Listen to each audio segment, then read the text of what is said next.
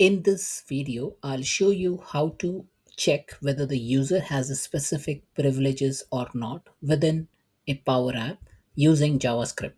Now, just to give you a background information on the user privileges, so I'm in Power Platform Admin Center and I've inside one of the security roles, so airline read. Now you can navigate to any security role. Now, just to check what kind of privilege the user has, so as you see over here, there are various sections like business management, process flow, core records, custom table.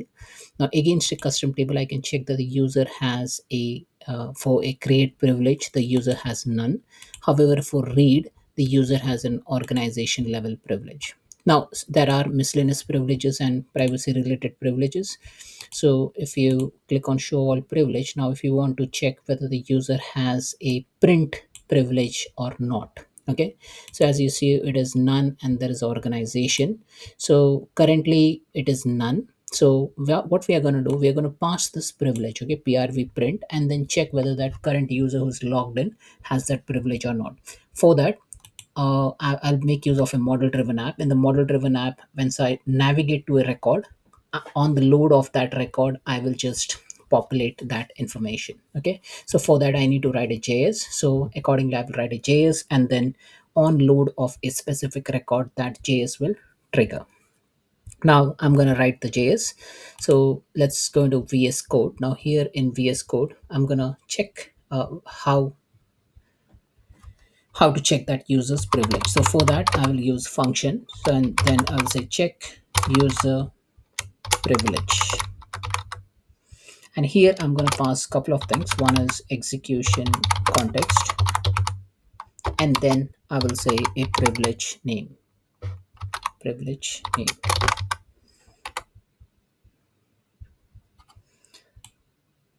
I'll just remove the auto code. Now here we are passing two parameters, execution context and privilege name. Now the privilege name can be like, I'll just give an example. It can be PRV read entity. Okay, or it can be something else. So what is that something else? Is say PRV print. Okay, so let me copy this PRV print. So we can pass this parameter. Now what I will do is I will not pass it through the JS, but then I will pass it through the form. Okay, so I'll show you how to do that, but this is just an example. Okay, now if you want to now further do that checking, you will have to use something called as a variable. So let's call this as user privileges. So where user privileges is xrm.utility.get global context dot user settings dot security role privileges. Now, with this variable, we are going to get the user privileges for the logged in user. Now we'll make use of a boolean variable. So say has privilege. So currently we'll put has privileges false. So we will assume that, oh, this the privilege is false. Now I will iterate through the privilege. So user privilege is dot for each, and then function. So user privileges dot for each function, and in bracket I will just say privilege.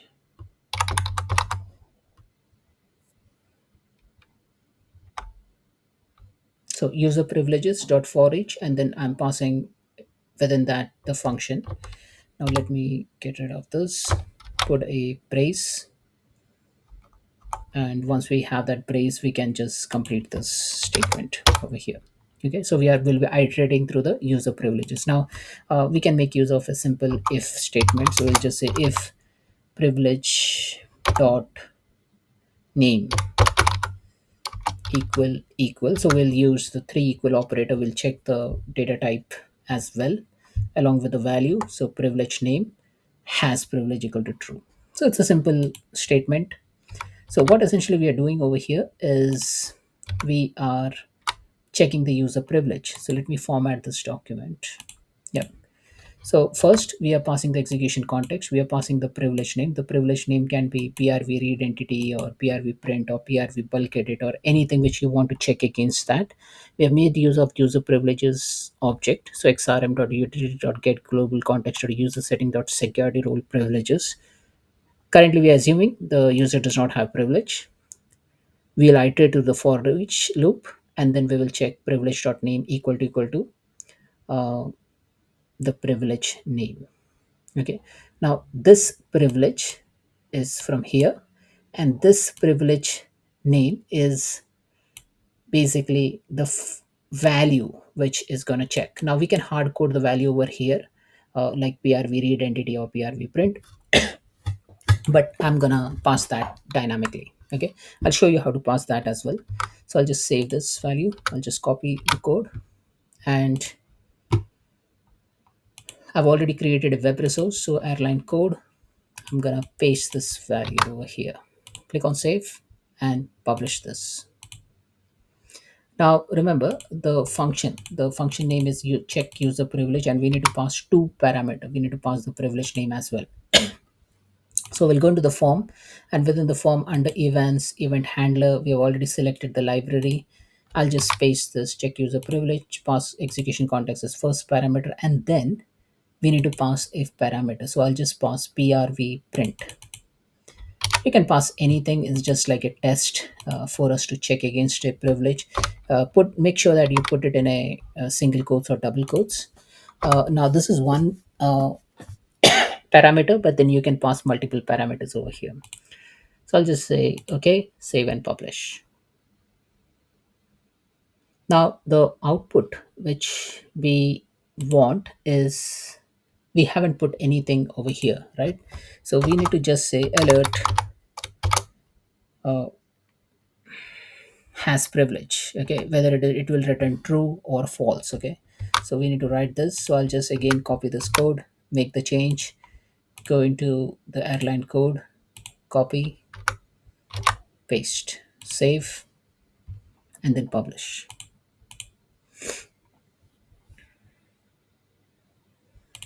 So we have published the code. Now currently if you see, the user has privilege level of none.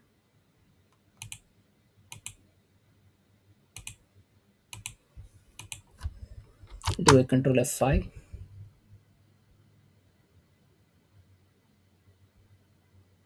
and the value we get is false, right? So we have passed on the PRV print, and the value we got is false. Similarly, what you can do, you can pick up any other privilege, or maybe for PRV print you can change the value, organization, click on save,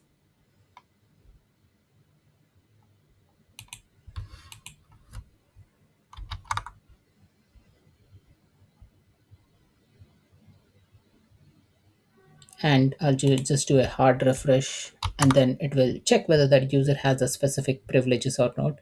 And you can even get the privilege ID, privilege name, privilege business unit. So all these things can be extracted. Now I've just taken one example, but you can view other things as well. Now in security roles in airline read, I'll just show you airline read. Now if I go to members, now in airline read you can see I'm part of it. If I go to airline read,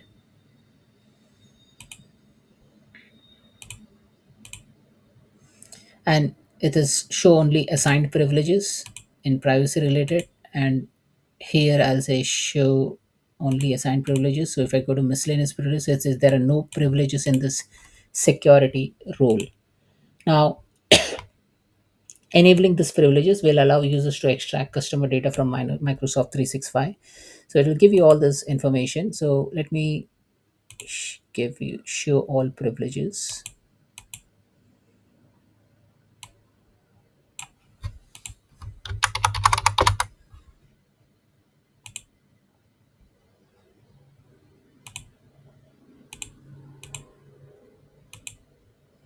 And let me do one thing. Let me go into the custom table. So let me pick up a custom table. So airlines. Okay. Now here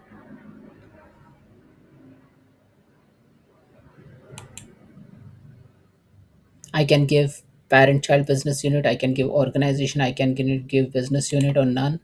Also, from a miscellaneous privileges perspective, I can see show unassigned privileges, show all privileges.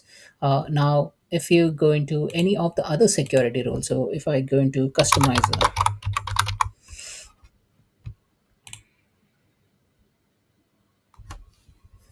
so here we have various miscellaneous privileges. We have privacy related privileges. Now, as you see over here, we have something called as PRV export to Excel. So we can make use of this as well uh, against that specific customizer role. Now make sure that the user which you're going to test this functionality belongs to that system customizer role. So this is how you basically use the simple JS code to check the user privilege. So in this code, what we are doing is we are passing execution context, we are passing the privilege name, and we are extracting the user privileges by using XRM utility global context user settings object. And then from here we are iterating through all the privileges. Now if there is a match found, then it will set the has privilege value to true, and then that's what we are just showing as a part of alert. Now your code can be complex, as in you will check the privilege, and then on depending on that you will hide or show some component like the tabs or sections or command bar buttons, or it can be any object. So this is just like a demo example to show you that there is a possibility that you can even check user privileges using JS code. Thanks for watching.